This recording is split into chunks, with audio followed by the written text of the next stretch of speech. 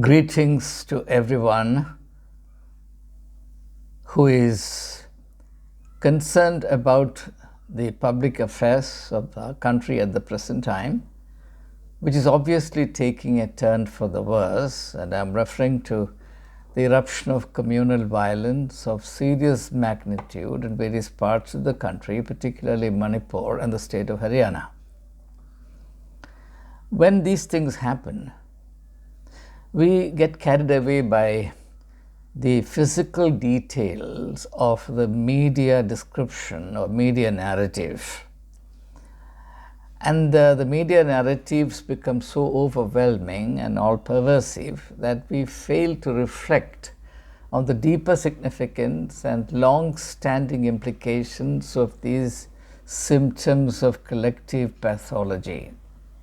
Therefore, it's the responsibility of citizens who feel concerned about the future of the country to offer a corrective and to facilitate dispassionate, philosophically valid reflections and reckoning of what could be the likely outcome of this very unfortunate state of affairs, which I'm afraid is being fomented on purpose with some cynical political electoral calculations. If this present situation continues, and if it spreads, God forbid that it does, what may we expect? So that's a simple, straightforward question on which our thoughts will hinge.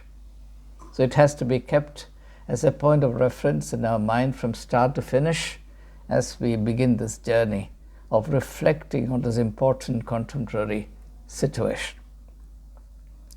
In order to understand this, let me invite your attention to what happened in 1947 in the context of India attaining freedom. Perhaps the most unforgettable aspect of this attainment and celebration of freedom, paradoxically, is the outbreak of unprecedented communal atrocities, both in Pakistan and in India. The partition riots, perhaps unrivaled by any other atrocities, orchestrated atrocities in recent history.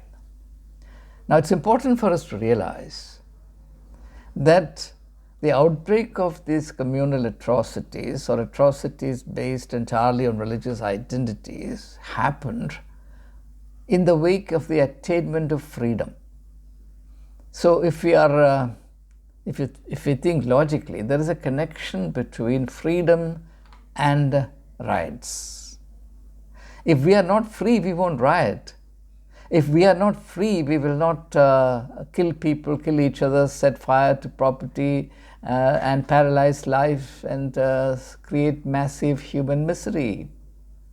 So, communal riots or any form of organized violence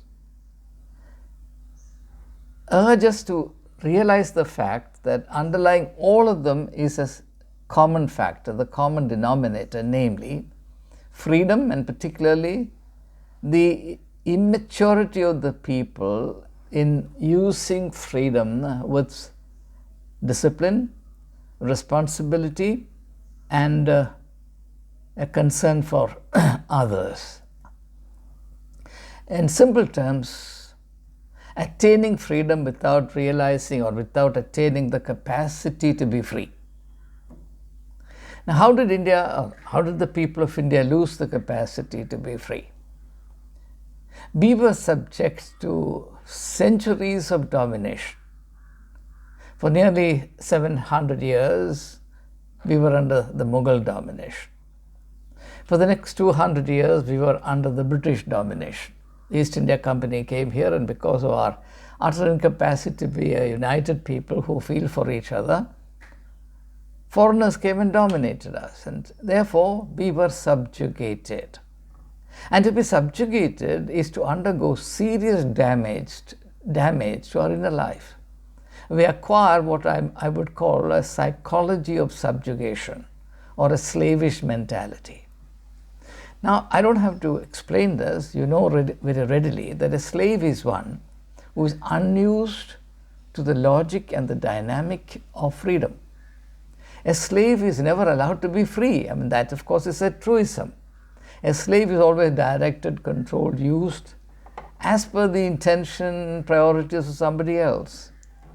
Therefore, when conditions of bondage or slavery exist over long periods of time, and the people who are kept under the yoke of this subjection lose the capacity to be free. I'm now referring to a phenomenon of immense historical, psychological, political, and philosophical importance. Unfortunately, not enough attention is paid to issues like this. Somehow we got into this very dubious understanding that by driving the British away from here, we became free. Yeah, we become free on paper. But no person becomes free unless that person, he or she, also acquires the capacity to be free. If you become free, if I become free without the capacity to be free, then what will happen? What will inevitably happen is that you will use your freedom as a weapon against the freedom of others. In other words, to use a fashionable modern term, we will only weaponize freedom. And people who weaponize freedom obviously do so in order to turn their freedom into a nightmare for the freedom of others. In other words, such abuses of freedom clearly indicate that the people are not mature enough to handle or to live freedom.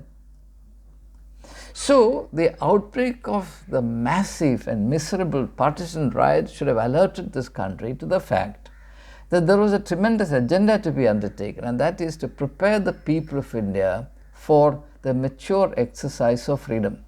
Unfortunately, this was never undertaken. And I hold those who governed India from 1947 till this day responsible for it, which also means that I hold the Congress party principally responsible. Maybe those who governed this country did not understand the importance of this agenda, and that's because they lacked a spiritual understanding of the art of governance. If you look at the Bible, particularly the second book of the Bible, which is Exodus, you find a very interesting phenomenon. Through the agency of Moses, the Jews who were in a state of slavery for about 5 centuries, bondage in Egypt, they are liberated, they are set free. But between their liberation from the land of bondage and the rehabilitation in the land of freedom, Canaan, there is a time gap of 40 years. And during this period, long period of wandering in the wilderness of 40 years, what's happening? The people are being gradually schooled in the art and science of living as responsible citizens, disciplined citizens who can exercise their freedom with maturity and sense of purpose. In other words, people who will not abuse their freedom or weaponize their freedom and make it a nightmare for others. If you look at the 10 commandments that the people are given, presumably through the agency of Moses, you will find that each one of them is actually a provision for educating people in the dynamics of living as free agents of action. They all pertain to the culture of freedom. This is the one agenda that should have been prioritized, but this is the one agenda that was completely overlooked. No attempt was made to educate and equip the people of India to live in a state of freedom, exercising it in a mature and life-enhancing manner. Now, unfortunately, and that's clearly what is increasing incidents of communal riots urge us to understand, people are being schooled in the art of abusing freedom. And I say this with all the responsibility that I'm capable of. Think of this most obnoxious phenomenon of the lynch mobs. How do you understand lynch mobs? The members of the lynch mobs are free. And what are they doing? They are using their freedom as a weapon against the life and liberty of those who are helpless. Do you think this is acting in freedom? No. The lynch mobs are the loudest proof that we are incapable of exercising freedom as it deserves to be exercised. Now let me very briefly mention what is the likely scenario. When something is going on, we'll all get excited about its dramatic effects. That, in fact, there are people who appreciate the fact that these outbreaks happen. After all, they make a welcome change to the dull, boring existence that we lead. Or some people feel that some historical wrongs are being righted. All that's fine only for the time being. The future will be very different from all this. Please mark my words. I may not be alive at that time, but some of you will be, and you will remember my words. Then the future will read very differently. And I'm going to tell you what it is going to be like. And I'm going to do that in light of my historical understanding of such phenomena. Now, for example, if you look into the Roman history, the Romans lived through periods of dictatorship, periods of tyranny. Now, when tyranny is raging over you, you lose your freedom. So you live as de facto slaves, though you are citizens. You are subject to the arbitrary will of the ruler, who is not accountable to any rule of law. His will is the law of the land, and he can do whatever he likes. So the Romans got used to it. So after the period of the two Tarquins, the rulers of Rome degenerated into chaos and anarchy, because to the extent that under the leadership or during the regime of the Tarquins, the people of Rome got conditioned in the psychology of the abuse of freedom, or the psychology of the incapacity for freedom. When that oppressive yoke was lifted from their backs, they ran amok with their freedom. Now consider an instance from the Jewish history. The Jews were conquered by Nebuchadnezzar, the Babylonian king, and the best among them were taken prisoners and made slaves, taken to Babylon. And there is a beautiful hymn which later on was turned into a very evocative song by a group called Bonnie M. By the rivers of Babylon. It begins like that. That's actually a psalm. And that psalm recounts the pathetic plight of the Jews when they were in slavery, in bondage in Babylon. The Babylonian captivity ended, the people were brought back to the Jewish land, but what happened? They got used to the psychology of unfreedom, and therefore a quarrel erupted between them and the Samaritans. Who were Samaritans? Samaritans were also Jews. But simply because the Samaritans followed slightly modified practices of their religion, the Jews and the Samaritans became mortal enemies.